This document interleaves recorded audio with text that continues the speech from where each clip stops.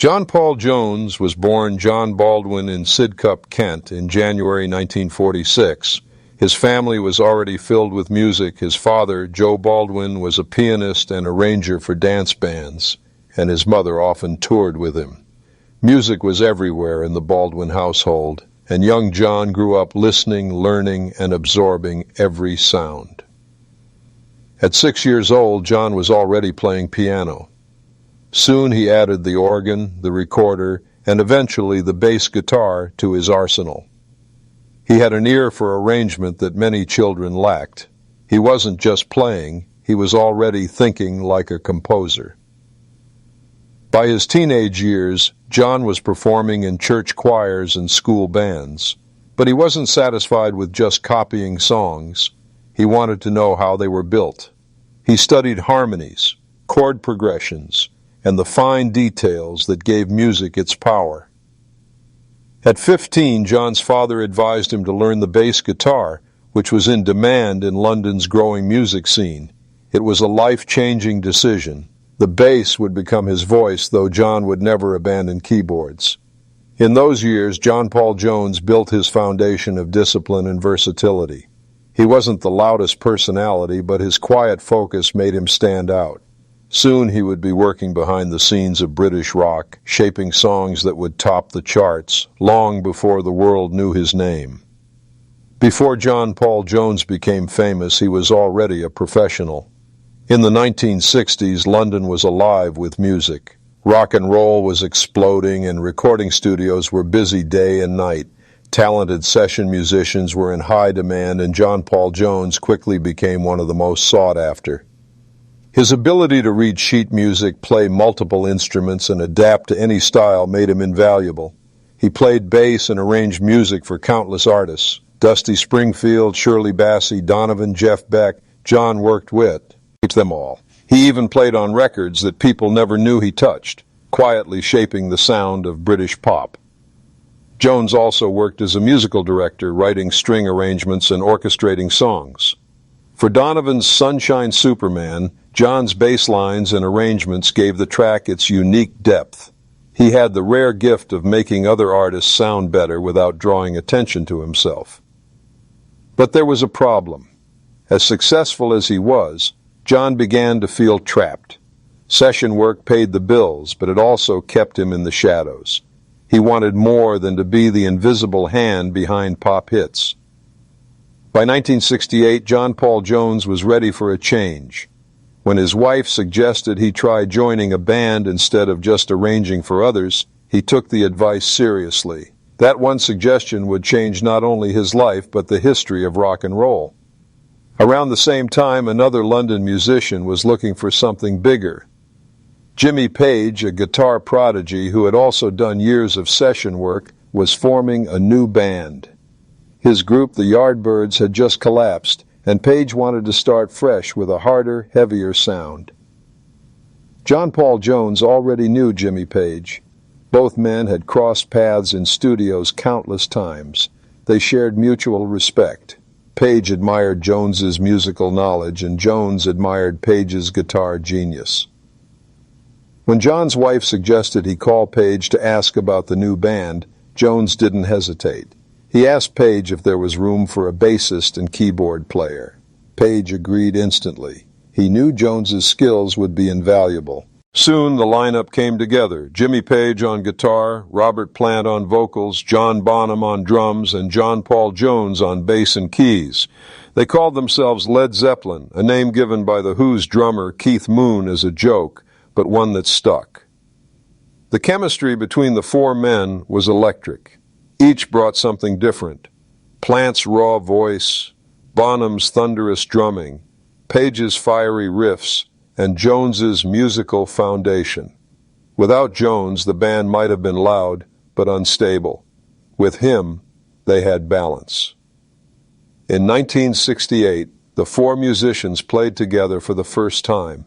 The sound was immediate, powerful, and revolutionary. The age of Led Zeppelin had begun, and John Paul Jones, the quiet man, was right at the center of it. Led Zeppelin quickly rose from unknowns to rock gods. Their debut album in 1969 shook the world with tracks like Good Times, Bad Times and Dazed and Confused. But behind the fiery guitar solos and thunderous drums, John Paul Jones was the glue holding everything together. On stage, he wasn't the showman. Plant wailed, Page attacked the guitar, and Bonham pounded the drums. Jones stood calmly, bass in hand, focused and unshakable. But his playing was essential. His bass lines gave the songs depth, his keyboards added atmosphere, and his arrangements made the music sound complete. Unlike many rock bassists of the era, Jones refused to be just background. He played with complexity and creativity. Songs like Ramble On and The Lemon Song showed his jazz-inspired bass runs. When Zeppelin needed something different, Jones could provide it. He switched to organ on Your Time Is Gonna Come, added recorders to Stairway to Heaven, and even played mandolin on Going to California. In rehearsals, he often acted as the band's arranger, guiding the structure of songs. If Page had the riffs and Plant had the voice, Jones made sure the pieces fit together. Fans didn't always notice him first, but without John Paul Jones, Led Zeppelin's sound would have collapsed. He was the quiet architect, building the foundation on which the band's legend stood. One of John Paul Jones's greatest strengths was his curiosity. While many rock musicians stuck to their instruments, Jones was always experimenting with new sounds. He wasn't afraid to bring in classical, folk, or even electronic elements into Led Zeppelin's music. Take Kashmir, for example. The song is one of Zeppelin's most iconic tracks, and much of its hypnotic power came from Jones's string arrangements. He layered Middle Eastern-inspired orchestrations over Page's riffs, creating something timeless and epic. On stage, Jones was equally inventive. He often switched from bass to keyboards mid-show, sometimes within the same song. His mastery of the mellotron, organ, and synthesizers expanded Zeppelin's sound far beyond traditional rock. In songs like No Quarter, Jones became the centerpiece, creating a haunting, otherworldly atmosphere. He also played mandolin, acoustic guitar, and even recorders.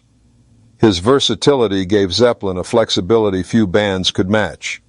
While their reputation was built on hard rock, Jones ensured they could also deliver folk ballads, orchestral epics, and experimental jams. Behind the scenes, he was a technical mind. He explored early synthesizers and electronic instruments, fascinated by how technology could expand music.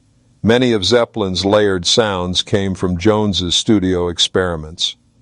This hunger for experimentation made him the band's secret weapon. While others fought for the spotlight, Jones was busy pushing boundaries. In doing so, he quietly helped make Led Zeppelin one of the most innovative bands in rock history. As Led Zeppelin's fame exploded in the 1970s, the band became known not only for their music but also for the air-wild lifestyle. Plant and Bonham often lived like rock stars, indulging in excess. Page, too, gained a reputation for mysterious and sometimes dangerous behavior. John Paul Jones, however, stayed away from the chaos. He was married, devoted to his family, and rarely joined the band's after-show parties. While his bandmates were making headlines, Jones would quietly return home to his wife and daughters whenever possible. This made him the outsider in some ways. He wasn't always part of the inner circle of madness, but he didn't mind. His focus was on the music. When Zeppelin toured, Jones played his role with precision. When the tour ended, he lived quietly. Still, the shadow of fame affected him. Jones sometimes felt overlooked. Fans worshipped Plant's voice, Page's guitar, and Bonham's drums, while Jones's contributions went unrecognized. He once considered leaving the band in the mid-70s because of exhaustion and lack of credit. But Jones stayed because deep down he loved the music too much. Fame was never his goal. His reward was hearing songs come alive, knowing he had shaped them. And though the world didn't always see it, the other members of Led Zeppelin knew without John Paul Jones, the band would not survive. The late 1970s were hard on Led Zeppelin. Robert Plant suffered personal tragedies, including the death of his son. The band struggled with heavy drug use and the pressures of fame. Through it all, John Paul Jones remained steady, but he could see the cracks forming.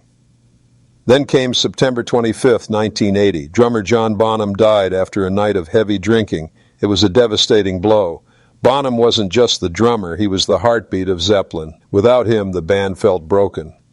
For Jones, the loss was personal. He had shared the stage with Bonham for over a decade, relying on his power to drive Zeppelin's sound. Their rhythm section had been one of the greatest in rock history. In December 1980, Led Zeppelin officially announced their breakup. The statement was simple. We could not continue as we were. Jones agreed. Without Bonham, it wasn't Led Zeppelin anymore. The end of the band was bittersweet for Jones. On one hand, it freed him from the endless touring that had worn him down. On the other, it closed the greatest chapter of his career. The quiet genius of Zeppelin now had to decide what to do next. But Jones was never the type to fade away. His story didn't end with Zeppelin, it was only changing direction. After Led Zeppelin disbanded, John Paul Jones stepped away from the spotlight. While Plant and Page quickly pursued solo fame, Jones went back to what he knew best, composing, arranging, and producing. He worked with artists like Brian Eno, R.E.M., and Hart, lending his skills to albums across genres. His ability to adapt made him valuable in the studio just as it had in his session days. Jones also wrote film scores, exploring his interest in orchestration and composition beyond rock. Though he stayed quieter than his Zeppelin bandmates, he never stopped working.